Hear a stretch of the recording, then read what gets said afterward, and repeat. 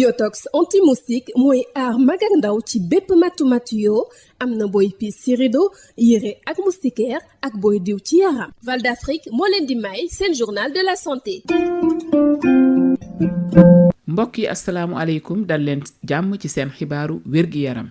ñu wax ci mbirum garab daanaka téeméer bu ci nekk lu mat juróom-ñeent fukk ak juróom ci ay xeetu garab yu nekk fii ci Sénégal dañ koo jéggaani. kon nag suñum réew téeméer bu nekk juróom rekk la ciy defar. fii ak at wala ñaari at marché africain bi nga xam ne si moom lañ jagleel wàllu garab danañ ko ubbi ak li ñuy tuddee zone de libre échange. réewum Sénégal war a waajal boppam ba nekk ku am solo ci dispositif bi ñuy defaree li aju ci wàllum garab ak ay ñàkk. ministère yi ñu dénk wàllu wér-gi-yaram bu industrie ak njënd ak njaay ak njàngale mu kawe mi dañoo bëgg a lëkkaloo ngir daal di baral bépp production bu ñuy def ci xeetu garab fexe ba am koppar boo xamee ne si dañ koy jagleel gëstu bi ak lu suqali industrie bu wàllu garab. yooyu kàddu lañu nungoo ci Serigne Gueye Diop di jëwriñ ji ñu dénk wàllu njënd ak njaay ak industrie te mu jiite woon ubbitel forum international bi ñu jagleel coppite yi am ci wàllu wér-gi-yaram ca Diamniadio. ñu déglu ko ci micro Denisia Sambou. voilà ndaje mi ci wàllu wér-gu-yaram la woon. xam ngeen ne IRSF bi nga xam ne professeur boobu moo ko taxawloon dafa am rôle bu am importance ci wàllu recherche ci wàllu développement. waaye dañoo gis ne rôle boobu dafa nekk loo xam day yem sur le plan de la recherche ci wàllu académie. li ñu bëgg a def mooy xam-xam boobu ñu fi jëlee naka la ñu def ba mu nekk ay médicaments yoo xam ne dañ ko mën a jënd nañ ko mën a jaay nañ ko mën a fabriquer au niveau du Sénégal. xam nga ne Sénégal médicaments yi parce que 95% suñu médicaments yi dañ koy importer jóge bitim réew. ndaje bu mel nii nag liñ ci jublu mooy fexe ba état bi taxawal ay matuwaay yoo xam ne dañuy bëgg a yokk sa recherche bi ndax soo defee recherche doo mën a trouver médicament yooyu. loolu nag pour nga mën koo def dafa laaj d'abord xaalis bu bëri dafa laaj d'abord ministère yi nga xam mooy yore industrie muy man mii ak commerce ak ministère de la santé ak ministère aussi de l'enseignement supérieur ak institut bi nga xam mooy IRSF ñu lëkkaloo pour créer maintenant benn mouvement boo xam ne alors moom mooy permettre ñu promouvoir loolu promouvoir d'abord recherche bi financer ko promouvoir aussi ay zone industrielle médicale ak pharmaceutique loolu moo tax zone bu mel ni Touba mbirum pharmacie kese la xel di def lu ci bëri zone bu mel ni aussi Diamniadio on a prévu mu ñuy def ay affaires médicaments ba pare protéger aussi surtout les industries là ndax soo leen protéger wul bu fekkee ne dañu am usines yoo xam day def ay médicaments ñu indi yeneen médicaments yoo xam ne day jóge bitim réew day nar a nekk problème donc yooyu yëpp ñu ñoo ko war a def mais li nga xam ne wax nañ ko mooy financement bi ndax mbirum recherche dafa cher.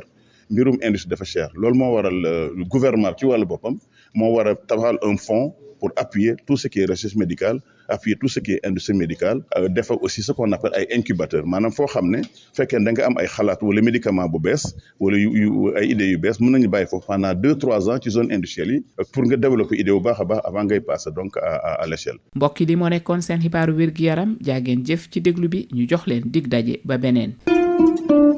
Yotox anti-moustique mooy aar mag ak ndaw ci bépp matu-matu yoo am na booy piis ci rido yére ak moustiquaire ak booy diw ci yaram. Val d'Afrique moo leen doon may seen journal de la santé.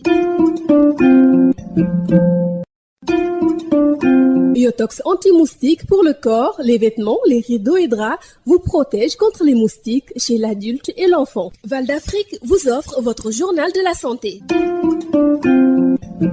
Bonjour et bienvenue dans Info Santé. Industrie du médicament, presque 95% des médicaments disponibles au Sénégal sont importés. Le Sénégal ne produit donc que 5% de sa consommation. Dans 1 an ou 2, le marché africain du médicament sera ouvert avec la zone de libre-échange. Le Sénégal doit se préparer à être un hub de production de médicaments et de vaccins. Les ministères de la Santé, de l'Industrie et du Commerce et de l'Enseignement supérieur veulent créer une coalition pour accélérer la production pharmaceutique, trouver un fonds de soutien à la recherche et du développement de l'industrie médicale. C'est ce qu'a fait savoir Serigne Gueye Diop, le ministre du Commerce et de l'Industrie, qui a présidé la cérémonie d'ouverture du Forum international de l'innovation en santé ce mardi à Diamniadio. Serigne Gueye Diop que nous écoutons avec Denisia Sambou.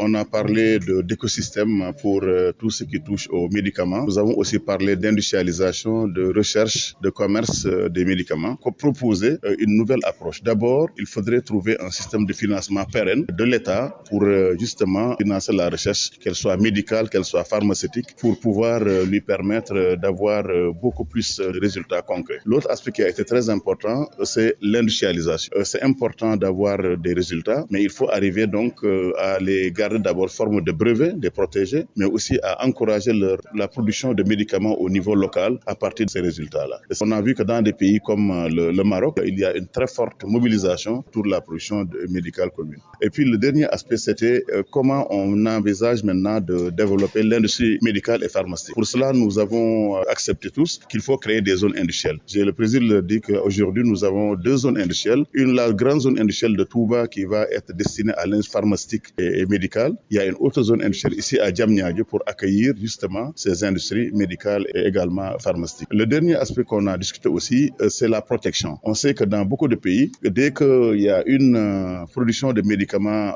bien déterminée au niveau national, alors on va prendre des mesures de protection douanière, fiscale, non fiscale, pour protéger ces différentes industries. Et c'est ce que nous allons faire. Mais le plus important, c'est qu'à l'issue de tout cela, nous avons vu qu'il est nécessaire d'avoir une coalition entre le ministère de la Santé, le ministère de l'Industrie et du Commerce, le ministère de l'Enseignement supérieur, pour avoir carrément un fonds de soutien de la recherche, un fonds de développement de l'industrie médicale et avoir une politique sur le moyen et long terme de développement de l'industrie médicale. Comme ça, toutes les choses qui seront ici faites par l'équipe du professeur Mbou peuvent avoir immédiatement un débouché dans le domaine industriel, un débouché commercial, surtout pour se préparer à ce qu'on appelle la zone de libre-échange. Vous savez que dans 1 an ou 2, le marché africain du médicament sera ouvert. Cela veut dire qu'on aura des médicaments venant de l'Afrique du Nord, de l'Afrique du Sud. Et c'est important que nos pays, le Sénégal en particulier, puissent jouer un rôle d'abord au niveau de l'IMOA, un rôle aussi au niveau de la zone de ECOWAS, de la CEDEAO, mais surtout se préparer à être un hub de production de médicaments, de vaccins à partir de Dakar. Info Santé, c'est fini. Merci de l'avoir suivi. Nous vous donnons rendez-vous pour un nouveau numéro. Yotox anti-moustique pour le corps, les vêtements, les rideaux et draps vous protège contre les moustiques chez l'adulte et l'enfant. Val d'Afrique vous a offert votre journal de la santé.